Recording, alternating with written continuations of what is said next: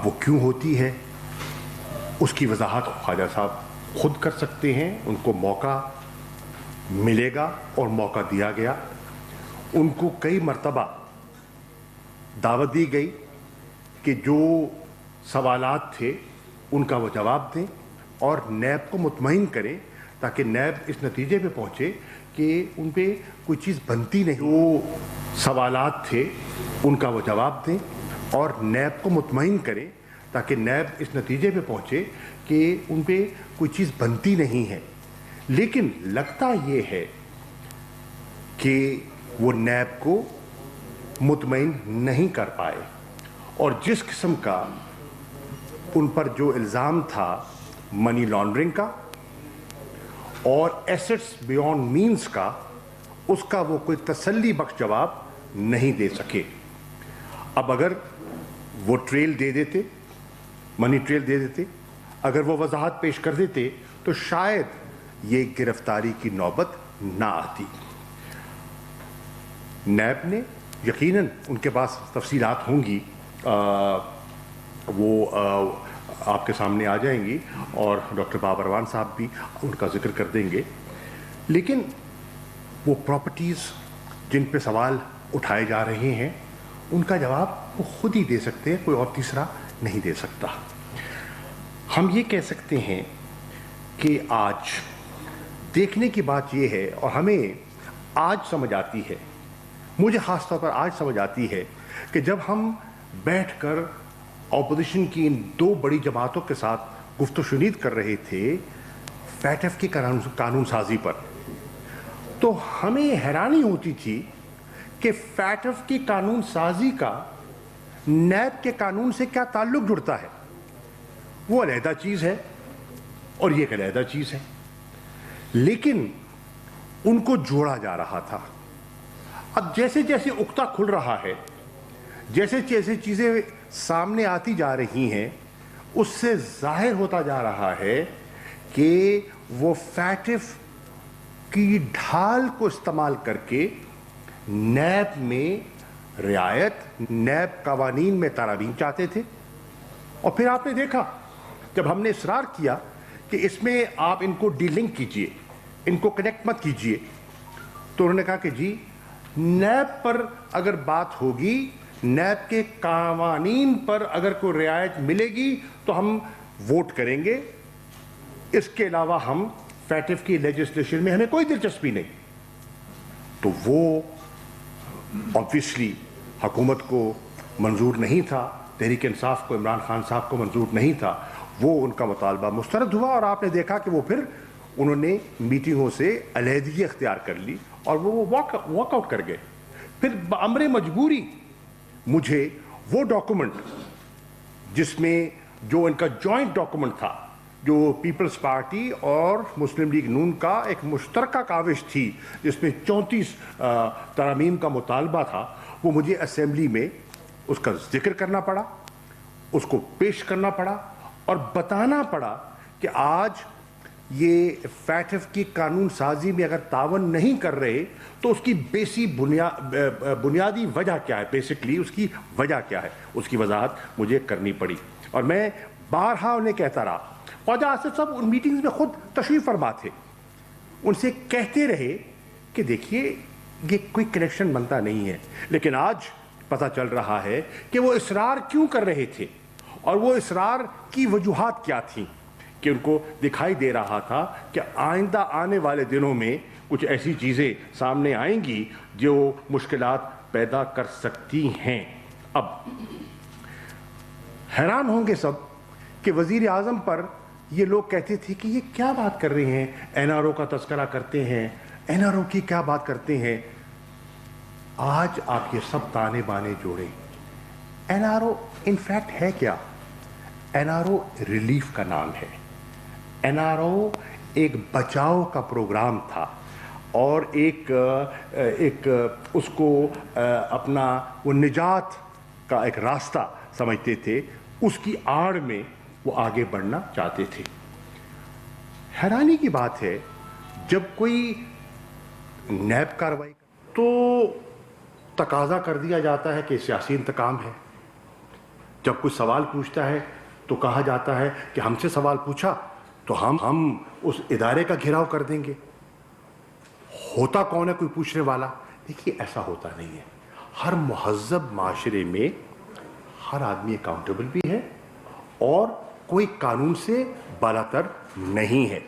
مثال کے طور پر اب مولانا فضل الرحمان صاحب سے سوال کیے گئے تو میں سن رہا تھا ٹیلی ویژن پر ان کے کئی جو ان کے نمائندگان ہیں وہ کہہ رہے تھے ہم دیکھیں گے کس کو جرت ہوتی ہے ہم سے پوچھنے کی. اب دیکھیے یہ کوئی مناسب جواب نہیں ہے. آپ کہیں کہ آپ کی بات میں وزن نہیں ہے اور ہمارے پاس یہ شواہد ہیں. نیب جو کہہ رہی ہے اس میں وزن نہیں ہے. آپ نیب کے جو وزیر خارجہ شاہ محمود قریشی اور بابر اعوان کی نیوز کانفرنس اس وقت جاری ہے. کہاں سے آیا؟ انہوں نے یہ نہیں کہا کہ میں قانون سے بالاتر ہوں، کون ہے مجھ سے پوچھنے والا. انہوں نے کہا میں تلاش کر کے ڈاکومنٹس منی ٹریل آپ کے سامنے رکھوں گا. اور پھر ایک جستجو کے بعد انہوں نے سال پرانا ریکارڈ 40 سال پرانا with documentary evidence عدالت کے سامنے رکھا. عدالت کے سامنے اپنے آپ کو حاضر کیا، اپنے آپ کو سرخم تسلیم کیا اور سارے شواہد دیے، سارا ایویڈنس دیا اور عدالت نے اس کو تول کر انہیں صادق اور امین ڈکلیئر کیا.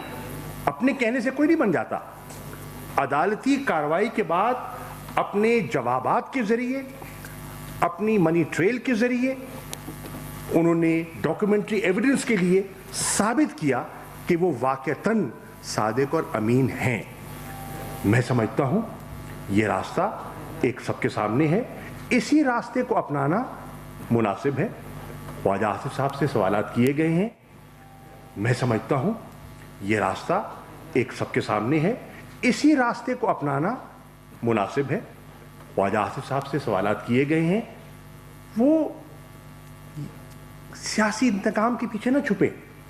وہ کہیں ہاں یہ ٹریل ہے، یہ ایسٹ بنا، یہ ذرائع تھے، یہ آمدن تھی، ایسے بنا، تو بات ختم ہو جائے گی. آپ جواب بھی نہ دیں اور کہیں کہ سوال بھی کوئی نہ کرے تو یہ ایسا ممکن نہیں ہے. اب میں سمجھتا ہوں کہ وقت آ گیا ہے کہ دودھ کا دودھ اور پانی کا پانی ہونا چاہیے. ہم کبھی بھی سیاسی انتقام کے قائل نہیں ہیں، ہم کبھی بھی وچ ہنٹنگ کے قائل نہیں ہیں، لیکن احتساب کے عمل سے تحریک انصاف اور عمران خان پیچھے نہیں ہٹ سکتے.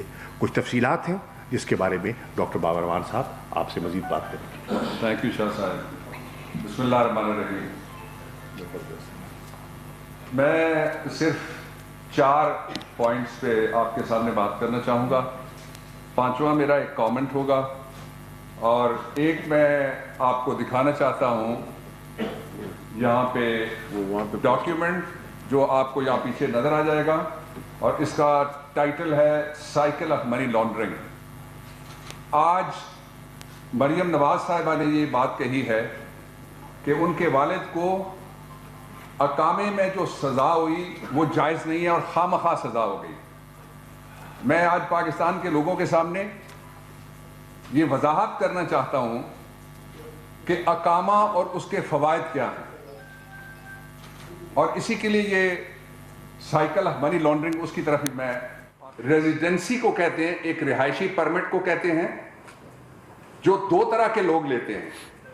ایک وہ جو قابل فخر پاکستانی ہیں، محنت کش ہیں، باہر جاتے ہیں، ورک پرمٹ لیتے ہیں، رہائش اختیار کرتے ہیں، اس کو اقامہ ملتا ہے اور وہ پیسے کما کے باہر سے اپنے خون اور پسینے کی کمائی اور اپنے پیاروں سے دوری کی قیمت ادا کر کے وہ کمائی ہوئی دولت اس کو پاکستان میں ریمیٹنسز کے حوالے سے بھیجتے ہیں جو پاکستان کا سب سے بڑا سرمایہ ہے. نہ اتنا قرض ہے ہمارے پاس، نہ اتنی پروڈکشن ہے جتنا بڑا سرمایہ وہ باہر سے ہمیں بھیجتے ہیں ڈالرز کی صورت میں. اس لیے ان پہ پاکستان کی قوم اور پاکستان کی حکومت اور عمران خان فخر کرتے ہیں. دوسرا ہے مس یوز آف اقامہ. پہلے کو میں کہتا ہوں محنت کا اقامہ، دوسرے کو میں کہوں گا سیاسی اقامہ. یہ جو سیاسی اقامہ ہے اس کے بارے میں آپ کو جانکاری دیتا ہوں میں اس سائیکل آف منی لانڈرنگ کے ذریعے. اگر آپ وہاں دیکھیں گے ہمارے پیچھے تو آپ کو پتہ لگے گا کہ یہ جو ریڈ خانہ بنا ہوا ہے یہ کرپشن اور کک بیکس کی جو آمدنی ہے ناجائز، یہ وہ خانہ ہے. یہ آمدنی ملک سے باہر کیسے جاتی ہے؟ اس کے نیچے آ جائیے اقامہ. جو مریم کہہ رہی تھی کہ میرے ابا کو اقامے میں خامخواہ سزا دی گئی. یہ اقامہ جب ملتا ہے تو اس کا فائدہ کیا ہوتا ہے؟ آپ کو فورن بینکس میں اکاؤنٹس کھولنے کی اجازت، بیرون ملک اکاؤنٹس کھولنے کی اقامہ ملنے کے بعد آپ کو اجازت مل جاتی ہے. جب یہ اجازت ملتی ہے تو فیک امپلائمنٹ کے کانٹریکٹ کیے جاتے ہیں. جس طرح سے ابھی شاہ محمود صاحب نے ذکر کیا جو خواجہ آصف صاحب کے کیس کا، وہ اس سے پہلے نواز شریف صاحب کے کیس کا وہ.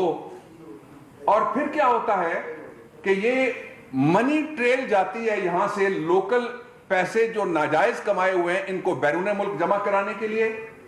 آپ وہاں سے درمیان میں یہ جو کالا خانہ ہے اس میں دیکھیں گے، اس میں کالا مال پڑا ہوا ہے.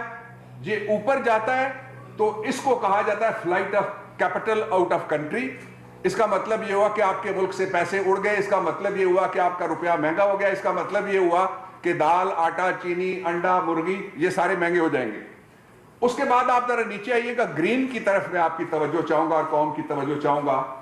یہ کچھ پیسے، باقی پیسے تو یہ باہر نکال دیتے ہیں اور آف شور کمپنیوں میں ان کو رکھتے ہیں، لیکن کچھ پیسے ان میں سے یہ واپس لا کے یہ جو سبز پاک سرزمین ہے اس کے اندر وہ منی لانڈرنگ کے ذریعے سے یہاں سے ناجائز کمائے ہوئے پیسے باہر بھیجے، باہر سے واپس منگوا کے کچھ پیسے نمونے کے طور پہ پاکستانی بینکوں میں منگوا کے کہتے ہیں یہ ہمارا کاروبار ہے. میں اس لیے آخری بات یہ کرنا چاہتا ہوں، I'll take up the next point then، کہ اس کا دوسرا فائدہ یہ ہوتا ہے کہ جب کسی کے پاس اقامہ ہو تو اس پہ سوال نہیں کیا جا سکتا. پاکستان میں آپ نیٹ پہ بیٹھ کے جن کے اقامے تھے آپ اگر دیکھیں گے تو وہ پاکستانیوں میں کاؤنٹ نہیں ہوتے بیرون ملک. پرماننٹ ریزیڈنسی کے پرمٹ کی وجہ سے وہ وہاں کے لوکل بن جاتے ہیں اور پھر ان سے سوال نہیں ہو سکتے. اب میں اس کی تھوڑی سی وضاحت آپ کے سامنے کرنا چاہتا ہوں جو میرا پہلا نقطہ ہے. وہ وضاحت یہ ہے کہ آپ نے دیکھا ہوگا کہ پاکستان کی تھوڑی سی وضاحت آپ کے سامنے کرنا چاہتا ہوں جو میرا پہلا نقطہ ہے. وہ وضاحت یہ ہے کہ آپ نے دیکھا ہوگا کہ پاکستان ان بدقسمت معاشروں میں سے ایک معاشرہ، ملک تو خوش قسمت ہے، لوگ بھی خوش قسمت ہیں، ہے جس کی ساری منی، سارے پیسے، سارے وسائل چوری کے ذریعے سے باہر پہنچائے گئے. اب میں اس کو دوسرے پوائنٹ سے کنیکٹ کرنا چاہتا ہوں. وہ پوائنٹ یہ ہے کہ کیا پاکستان کے وزیر اعظم جس طرح کے نواز شریف تھے، کیا پاکستان کے وزیر داخلہ جس طرح کے احسن اقبال تھے، کیا پاکستان کے وزیر خارجہ اور وزیر دفاع جس طرح خواجہ آصف صاحب تھے، ایسے لوگوں کو اقامہ لینے کی ضرورت کیوں پیش آتی ہے؟ یہ بڑا اہم سوال ہے.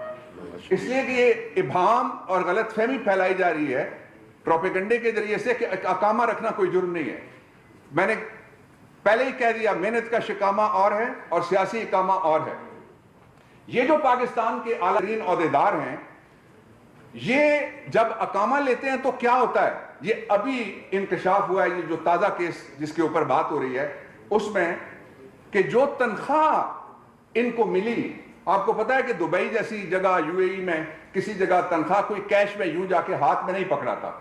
بینک ٹو بینک ٹرانزیکشن ہوتی ہے اور چیک دیا جاتا ہے. آپ کے یہاں بھی جو تنخواہیں ملتی ہیں وہ چیک کے ذریعے سے ملتی ہیں. تو یہ جو پیسے ہیں وہ کیش کی صورت میں فرنٹ مین کو ملے. فرنٹ مین نے ایک اکاؤنٹ ان کا یہاں، ایک بیرون ملک، وہاں پیسے جمع کرائے. جب وہ پاکستان میں پیسے آ گئے تو کہا کہ یہ تو میرے جائز کمائی ہے، یہ تو میرے جائز پیسے ہیں، اور تنخواہ کیش نہیں ملتی. یہ طریقہ وہی ہے جو استعمال ہوا لوتھا کے کیس میں پہلے انہوں نے کہا تھا کہ اس نے پیسے دیے اور وہ انکار کر گیا, اس نے کہا میں نے نہیں دیے. یہ طریقہ استعمال کیا تھا اسحاق ڈار نے حدیبہ پیپرز ملز کے کیسز میں, اور قاضی فیملی کو بھی وہ لوٹ کے کھا گئے تھے بیرون ملک جا کے پاکستان کو لوٹنے کے بعد. اب اس کا ایک اور پہلو یہ ہے کہ جو سلمان شہباز صاحب کے اوپر مقدمہ ہے, جو شہباز شریف صاحب کے اوپر مقدمہ ہے, اس کا طریقہ واردات اور جو موجودہ مقدمہ ہے اس کا طریقہ واردات برابر ہے. میں اس کو کنکلوڈ کرتا ہوں کہ اصل میں یہ لوٹی ہوئی دولت پہلے ملک سے باہر بھیجی جاتی ہے اور وہاں سے پھر واپس لائی جاتی ہے. اس کے لیے ایک سہولت کاری قانون میں اس کو کہہ رہا ہوں جو بنایا گیا تھا. قانون کا نام تھا protection of economic reforms act 1992. قانون تو سارے اچھے ہوتے ہیں, جس طرح چھری ساریاں اچھی چھریاں ہوتی ہیں, کوئی ڈبل روٹی کاٹتی ہے, کوئی سیب کاٹتی ہے اور کوئی کیک کاٹتی ہے, لیکن جب وہ ڈاکو کے ہاتھ میں چھری آ جاتی ہے تو پھر اس کو کہیں گے ہم مس یوز آف اقامہ. میں آپ کو تیسرے پوائنٹ کا آخری حصہ یہ بتانا چاہتا ہوں کہ خواجہ صاحب نے 12 اپریل 2018 کو اسلام آباد ہائی کورٹ میں ایک ایفیڈیوٹ جمع کرایا. اس ایفیڈیوٹ میں جو کہا گیا وہ 3 باتیں تھیں. پہلی بات یہ کہ ایمکو ایک کمپنی ہے جس کا مالک ایک لبنانی ہے, اس کا نام الیاس ابراہیم سلیم ہے, اور وہ کبھی بھی پاکستان آ سکتا ہے اور پاکستان آ کے وہ بتائے گا کہ خواجہ صاحب کی کمائی بالکل درست ہے اور میں نے بالکل درست ان کو تنخواہ دی ہے. لیکن وہ قطری شہزادے کی طرح جب ان کو کہا گیا اس کو بلائیں, انہوں نے بلانے سے انکار کر دیا یا انہوں نے آنے سے انکار کر دیا. ایک یہ الیاس ابراہیم سلیمان ہے کون, سلیم ہے کون؟ یہ وہ شخص ہے جس کا آف شور کمپنیز کا جو دنیا کا سب سے بڑا سکینڈل نکلا تھا پینما والا, اس میں اس کی کئی کمپنیوں کا نام آیا ہے. تو اس کا مطلب یہ ہوا کہ جس طرح سے جب لندن کے فلیٹس کی بینیفیشل اونرز باہر نکلی تو پتہ لگا آپ کو کہ ایک طرف بھائی کہتا ہے میرے نہیں ہیں, مریم کہتی ہیں کہ میرے لندن میں تو کیا پاکستان میں بھی کوئی جائیدادیں نہیں ہیں, تو وہ بینیفیشل اونر ہیں اس کی, وہ پکڑے گئے. یہ اسی واردات کا اور طریقہ واردات کا اور پاکستان کے خزانے کو لوٹنے کا تازہ, اس کو آپ ایک طرح سے کہہ سکتے ہیں نمونہ جو پیش ہوا ہے قوم کے سامنے. اب میں چوتھے اور آخری پوائنٹ کی طرف آپ کو لے کے جانا چاہتا ہوں. آپ نے سنا ہے فالودے والا, آپ نے سنا ہے پاپڑ والا, آپ نے سنا ہے چینی والا, آج میں آپ کو بتانے لگا ہوں چاول والا. یہ غریبوں کا جتنا بھی سودا ہے نا, یہ ہر کسی کو لوٹ کے یہ باہر لے گئے اپنے مال کے ساتھ ساتھ, بغیر کسی کارپوریٹ آفس کے, بغیر کسی بزنس کے. کروڑوں روپے کا سودا چاول کی بوگس ایکسپورٹ کے ذریعے سے کیا. وہ جو چاول والا فرنٹ مین ہے اس نے, یہ جو تازہ کیس ہے اس میں خواجہ صاحب کے کیس میں, اور صرف چونکہ چاول ہے تو وہ کہتے ہیں یک دانہ چاول از دیگ. میں صرف 1 سال کی بات آپ کو بتانے لگا ہوں کہ 1 سال میں بغیر کسی جینوئن کارپوریٹ آفس کے, بغیر کسی جینوئن بزنس کے, اس بوگس کاروبار کے ذریعے سے 10 کروڑ روپے پہلے یہاں سے ادھر گئے, ادھر سے پھر منی لانڈرنگ کر کے وہ واپس اکاؤنٹ میں آ گئے. ایک اور متھ اس کو بھی آئیے توڑتے ہیں. یہ کہتے ہیں جی ایسٹس بیونڈ مین, یعنی اثاثے جو معلوم آمدن سے زیادہ ہوں وہ کہتے ہیں جرم ہی نہیں ہے. ان کے نزدیک کہتے ہیں بزنس ایز یوزول ہے. ان کے نزدیک یہ ایک طرز زندگی ہے ان بادشاہوں کا اور ان کی اولادوں کا. میں اس کی مثال آپ کے سامنے رکھنا چاہتا ہوں, ایک بہت سادہ مثال یہ ہے کہ فرض کریں ہم میں سے کسی کی تنخواہ 1 لاکھ روپے ہے ماہانہ, وہ 10 لاکھ روپے ماہانہ خرچ کرے اور وہ 1 کروڑ ماہانہ بینک میں ڈالے یا اس کی جائیداد بنائے یا اس کی دولت بنائے یا اس کے زیورات خرید لے بیگم کے لیے, تو یہ کیا ہے؟ آمدنی سے زیادہ مہنگا طرز زندگی.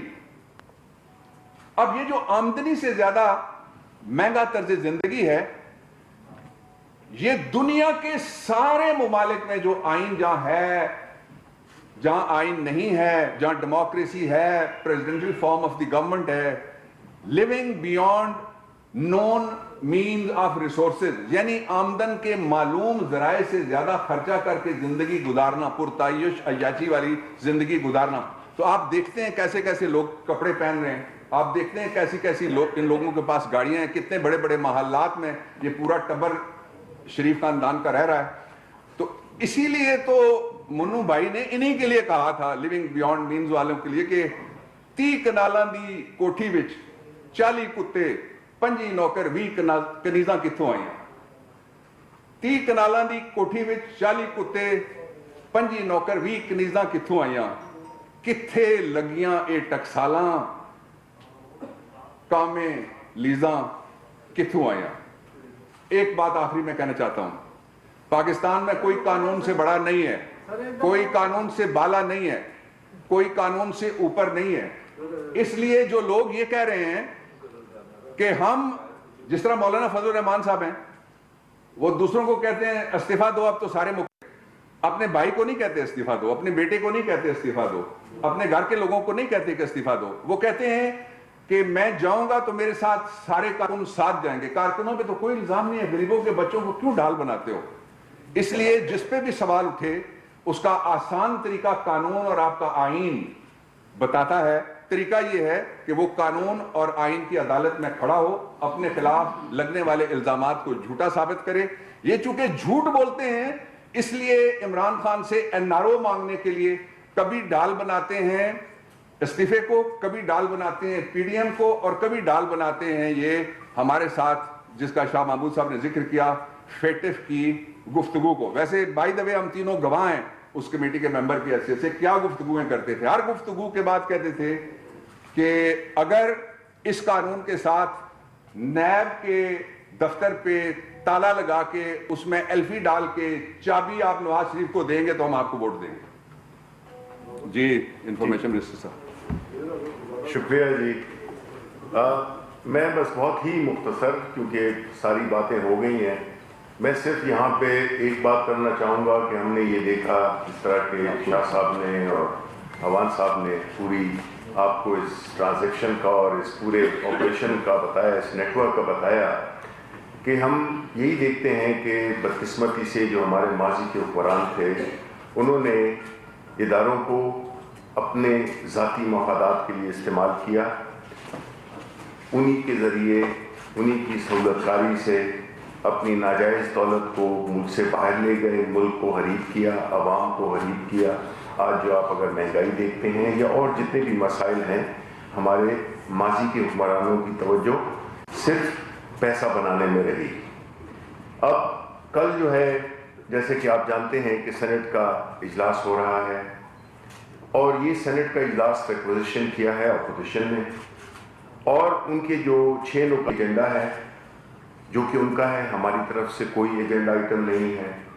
اس میں ایک بار پھر کوشش کی گئی ہے کہ کس طرح سے جو پارلیمنٹ کا فلور ہے اس کو استعمال کیا جائے اپنی سیاکاریوں کو چھپانے کے لیے، ایک پروپیگنڈا شروع کرنے کے لیے، ایک ایسا نیریٹو بنانے کے لیے جس سے کہ یہ ظاہر ہو کہ ان کے ساتھ تو بہت زیادتی ہو رہی ہے. لیکن ہم چونکہ تعداد میں کم بھی ہیں، لیکن ہم وہاں پہ بیٹھے ہوں گے، ہم جو یہ ایجنڈا ہے، ہمارے سوالات ہوں گے اور ان کے جوابات دینے ہوں گے. پرابلم ان کا یہ ہے کہ جب آپ ان سے سوال پوچھتے ہیں تو بجائے اس سوال کا جواب دینے کے، ہمارے سوال کا جواب بے شک نہ دیں، لیکن عدالتیں یا جو بھی قانونی ادارے ہیں وہ اگر آپ سے سوال کریں تو آپ کو جواب دینا پڑے گا. قانون کسی کا ماتحت نہیں ہے، سب قانون کے ماتحت ہیں، اور اس کا نہ عہدے اور نہ عمر سے تعلق ہے. جو آپ نے کیا ہے اس کا جواب جس طرح کہ ایک عام شہری دیتا ہے آپ کو بھی دینا پڑے گا. اور ہم کل سینٹ میں یہی ان سے سوالات پوچھیں گے، اور ہم امید کرتے ہیں کہ یہ اس کے جوابات دیں. گو کہ امید کم ہے لیکن پھر بھی چونکہ یہ ایک ٹیلیوائزڈ سیشن ہوگا، سب قوم دیکھے گی، تو ہم ان سے سوال پوچھیں گے اور پھر آپ دیکھیے گا کہ ان کے جوابات کیا ہوتے ہیں۔ بہت بہت شکریہ۔ شاہ صاحب، آپ نے کہا کہ قانون جو ہے تمام شہریوں کے لیے برابر ہے، آپ نے شبلی صاحب نے بھی کہا۔ سر، جہاں سیاسی انتقام کا جو تاثر آتا ہے اس کی وجہ میں پوچھ رہا ہوں اور آپ کا جواب بھی چاہیے۔ آپ جتنے بھی جواب مانگے جا رہے ہیں نیب سے، آپ کے مخالفین سے مانگے جا رہے ہیں۔ جب ایک ایسے پی ایم کے ایسٹس آتے ہیں آصف باجوہ صاحب کے، تو وہ پی ایم کو مطمئن کرتے ہیں، نیب کو نہیں کرتے۔ تو یہاں پہ پھر نظر آتا ہے کہ کوئی نہ کوئی ایسی طاقتیں ہیں جو نیب کو کنٹرول کرتی ہیں اور سیاسی انتقام ہوتا ہے۔ یہ فرق کیا آیا؟ کیا نیب کی جگہ وزیر اعظم کو مطمئن ہونا کافی ہے یا نیب کو جواب دینا چاہیے تھا؟ نیب کو ان سے جواب مانگنا چاہیے تھا؟ بابر صاحب، یہ آپ بابر میں اس کا جواب دے دوں جی؟ سر، ایک ان سے چھوٹا سا ہے، یہ ڈائیگرام ان سے پوچھنا ہے، یہ کس کا ہے؟ ورلڈ بینک کا یا آپ نے تیار کیا ہے؟ بالکل ورلڈ بینک کا قرضہ ہوتا ہے، ڈائیگرام تو سارے لوکل ہوتے ہیں۔ یا آپ کا بینک؟ اچھا، یہ جو آپ کا سوال ہے other than your lighter note، اس کا شاہ جی میں عرض کر دیتا ہوں۔ دے دیں۔ دیکھیے، پہلی بات تو یہ ہے کہ کوئی بھی قانون سے بالاتر نہیں ہے، اور جس کو نیب نے بلایا، اور اس میں تحریک انصاف کے لوگ بھی ہیں جو نیب کے سامنے پیش ہوتے رہے ہیں، جو نیب کی پیشیاں بھگتاتے رہے ہیں، انہیں عمران خان نے پروٹیکٹ نہ کیا نہ وہ کر سکتے ہیں۔ ٹھیک، وہ اپنا جواب دے رہے ہیں۔ جس کی بھی کارروائی ہوگی، انہوں نے اگر پرائم منسٹر صاحب کو مطمئن کیا تو وہ ان کے اپوائنٹنگ اتھارٹی تھے، اور انہوں نے بڑا مناسب کیا کہ ان کی تسلی کروائی، ان کو مطمئن کیا۔ لیکن کوئی ادارہ اگر ان کا اس ادارے کے سامنے کیس ہوگا تو وہ پیش ہونے سے انہوں نے کب انکار کیا ہے؟ کب انہوں نے کہا ہے کہ میں اس سے بالا ہوں؟ کوئی بالا نہیں ہے۔ بلایا بھی نہیں۔ تو جب یہ تھے، وہ تو دیکھیے، اس کو میں اور آپ کنٹرول نہیں کرتے۔ جب کوئی ادارہ ان کو یا کسی کو بلائے گا، اس کو پیش ہونا ہے۔ اور اس میں میں ایک چیز ایڈ کر دوں کوئکلی کہ ثناء اللہ، کہ دیکھیں جب بھی کوئی اس طرح کمپلینٹ، اگر یہ باتیں ہو رہی ہیں تو ہر کوئی بھی پاکستانی شہری کوئی بھی جا کے اپلائی کر سکتا ہے کہ جی یہ جس طرح کے ہوتا ہے کہ جی ان کے یہ احساسیں ہیں اور ان کے خلاف کارروائی کی جائے، پھر ایک پروسیس شروع ہوتا ہے۔ تو آئسولیشن میں کسی اخباروں کی نیوز پہ اس بنیاد پہ تو نہیں ہو سکتا۔ عباس شبیر صاحب سماج سے۔ بابر صاحب، لنڈن فلیٹس میں مریم نواز کو کام ہوئی ہے، جس کے جج جو ہیں وہ محمد رشید تھے، لیکن مریم یہ دعویٰ کرتی ہیں کہ ارشد ملک ہمارے گھر آئے، نواز شریف سے انہوں نے معافی مانگی اور کہا کہ بہت زیادتی کی ہے، حالانکہ مریم کو اس کیس میں سزا نہیں ہوئی۔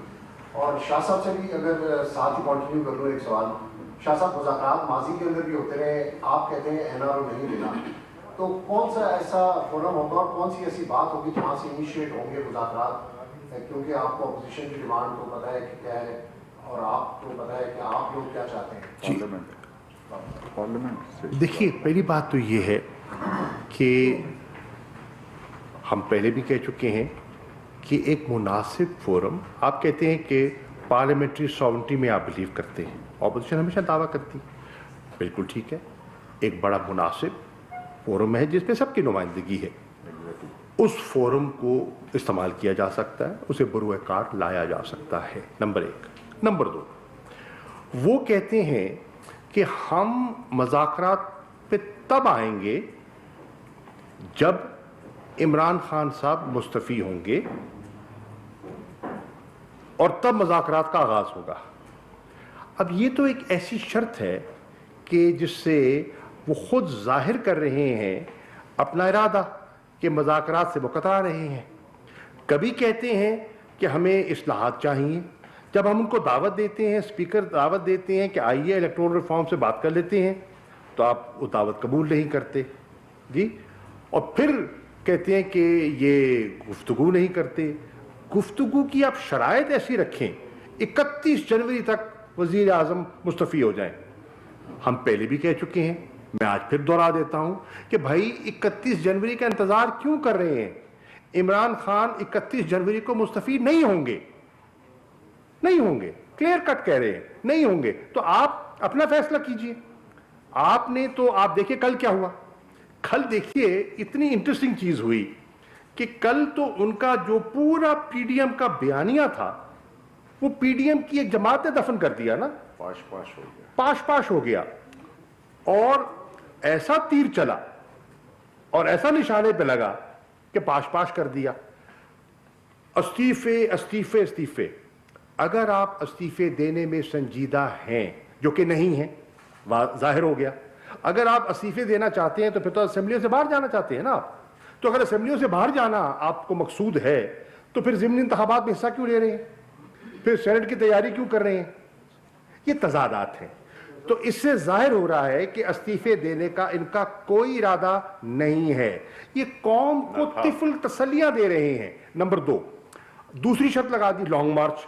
31 जनवरी तक अगर इस्तीफा ना दिया तो फिर लॉन्ग मार्च होगा, दमादम मस्त कलंदर होगा। हम आज कह रहे हैं 31 को इस्तीफा तो नहीं आएगा, और आपने फिर लॉन्ग मार्च को मशरूत कर दिया नवाज शरीफ की वापसी के साथ।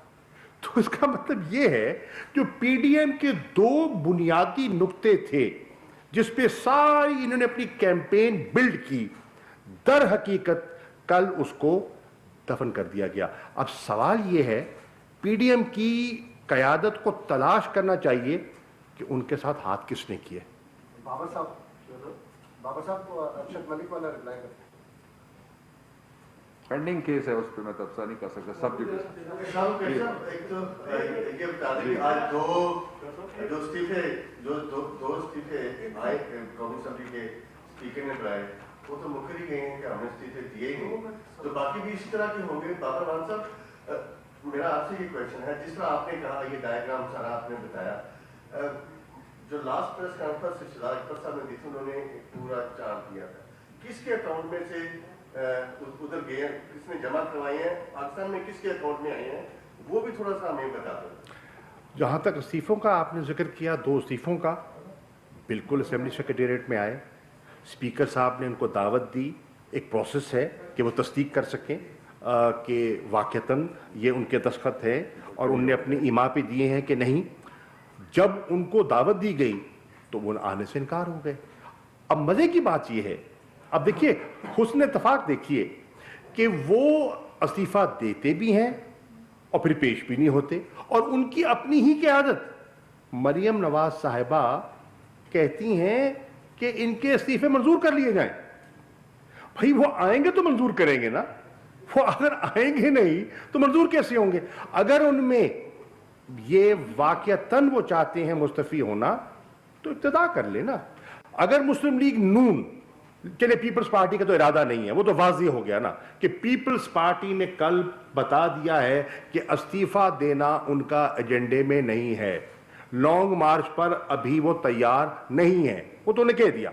अब मुस्लिम लीग संजीदा दिखाई देती है इस्तीफों पे, तो उस संजीदगी का पहला अमली मुजाहरा ये है कि इन 2 साहिबान को कहें कि भाई तुम तो मुस्तफ़ी हो जाओ ना, तो उससे कम से कम आपकी संजीदगी और सीरियसनेस जाहिर हो जाएगी।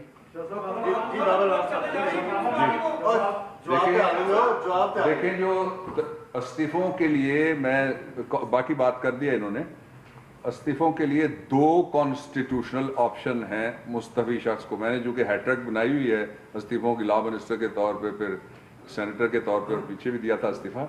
इसलिए पहली शर्त यह है कि मुस्तफ़ी शख्स को जाके जो असेंबली का स्पीकर है या चेयरमैन है उसके पास पेश होना पड़ता है। जो भी ये कहना चाहते हैं चले जाएं असद कैसर साहब के पास पेश हो जाएं। दूसरी शर्त यह है कि वो अपने हाथ से लिखी हुई तहरीर लेके वहाँ भिजवाएं और फिर उनको पूछा जाएगा। आपको याद है जब पीटीआई ने 2013 की पार्लियामेंट में से इस्तीफे दिए तो एक मंजूर हुआ, बाकी नहीं हुए। वजह ये थी कि जावेद हाशमी साहब, आप सारे कवर करते हैं पार्लियामेंट को भी अक्सर, कि जावेद हाशमी साहब गए, उन्होंने जाके पार्लियामेंट के फ्लोर के ऊपर स्पीकर के सामने कहा कि मैं मुस्तफ़ी हुआ हूं, इसलिए उनका इस्तीफा मंजूर हुआ था। तो ये हिम्मत करें, अपनी कायद अगर इनको समझते हैं तो इनसे पूछ लें, अगर शहबाज शरीफ से मिलना चाहते हैं उनसे पूछ के वो जाएं वापस और जाके एक दफा इस्तीफे वाला मामला हल करें, वरना इनकी क्रेडिबिलिटी खत्म हो गई है कि ये इस्तीफे इन्होंने मजाक बनाया हुआ। आपने अभी जिस तरह आपने मनी लॉन्ड्रिंग का जिक्र किया जी, आपने मनी लॉन्ड्रिंग का जिक्र किया, तो ये जरा सिर्फ बता दें कौन भी जानना चाहती है कि ये मतलब जो मनी लॉन्ड्रिंग हुई है वो कितनी अमाउंट है जो मुल्क से बाहर गई और कितनी वापस आई है, और उसके ना आने की वजह और उधर जाने की वजह तो समझ आ गई कामा, और उसके ऊपर ना वो जो वापस अगर पैसा नहीं आया तो उसकी क्या वजह। आखिरी हिस्सा उसकी मैं बात कर लेता हूँ। ये जो आपने कहा बहुत जबरदस्त बात की कि